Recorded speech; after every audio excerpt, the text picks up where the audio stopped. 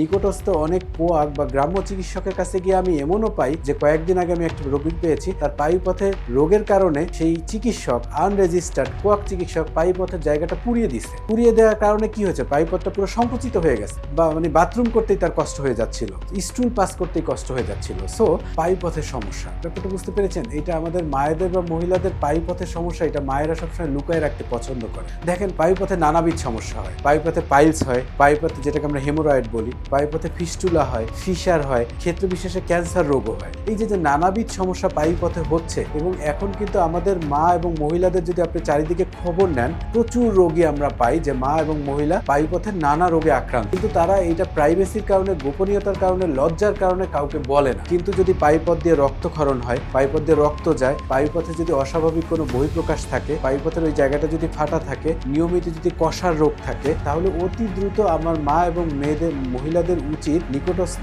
একজন সার্জন বা চিকিৎসকের কাছে যাওয়া। বিকজ এখানে নানাবিধ সমস্যা হয়। এখানে আমাদের সমাজে একটা বড় অংশ মায়েদের পায়ুপথে নানা রোগ, নানা সমস্যা, রক্তক্ষরণ, ফিস্টুলা, পাইলস, ফিশার, ক্যান্সার, নানা রোগ থাকে। প্লিজ দয়া করে এগুলোকে লুকায়া না রেখে, লজ্জাবোধ না করে আপনার উচিত নিকটস্থ চিকিৎসক বা সার্জনের কাছে দ্রুত আসা, এবং এগুলোর সমাধান আছে, এগুলো থেকে ভালো থাকা যায়। আসলে এই সমস্যাগুলোর অন্যতম কারণ হচ্ছে লাইফস্টাইল। আমরা খাবার চেঞ্জ করতেছি, আমরা ফাস্টফুডের দিকে ঝুঁকে পড়তেছি, আমরা হলো সবজি, পানি, ভেজিটেবলস এগুলো কম খাচ্ছি। তারপরে সমস্যাগুলো প্রথমে ছোট আকারে দেখা দিলেও এগুলো আমরা গোপনীয়তার কারণে, লজ্জার কারণে না বলতে বলতেই সমস্যাগুলো অনেক বড় আকার ধারণ করে। গ্রামের মানুষেরও ফাস্টফুড না খেলেও সবজি অনেকে কম খেয়ে থাকে। অনেকের দেখা যায় হলো গিয়ে স্বাস্থ্যের প্রতি যত্নবান থাকেন না, নিয়মিত কষা রোগে আক্রান্ত আছে, অথবা সমস্যাটা প্রথম দিকে খুবই সিম্পল বা ছোট সমস্যা ছিল, সেটাকে পাত্তা না দিতে সে সমস্যাটাকে অনেক বড় একটা সমস্যায় কনভার্ট করছে। হ্যাঁ, এই সমস্যাগুলো যে কারো হতে পারে। আপনাকে আমি 3টা সমস্যার কথা খুব স্মল স্কেলে বলতে। একটা হলো পায়ুপথ দিয়ে যদি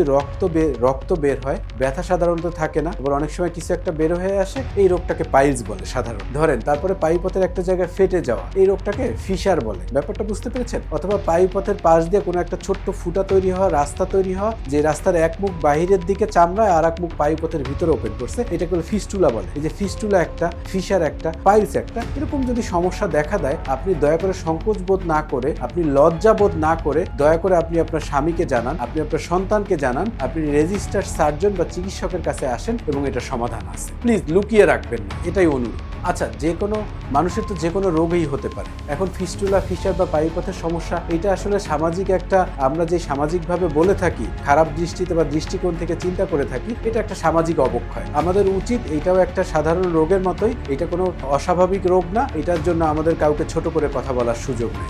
এটার জন্য চিকিৎসকের কাছে আসতে হবে, সেবা নিতে হবে, সুস্থ থাকবে। এই সমস্যাগুলো যদি আর্লি ডিটেকশন, আর্লি নির্ণয় এবং সমাধান না হয়, এটা পরবর্তীতে এতটাই ভোগান্তির কারণ হয়ে দাঁড়াবে, যখন হলো গিয়ে ক্যান্সার সহ নানাবিধ জটিলতা তৈরি হবে, এবং মা এবং মহিলাদের জীবনটা বা ওই রোগীর জীবনটা খুব দুর্বিষহ একটা জীবনে পরিণত হবে।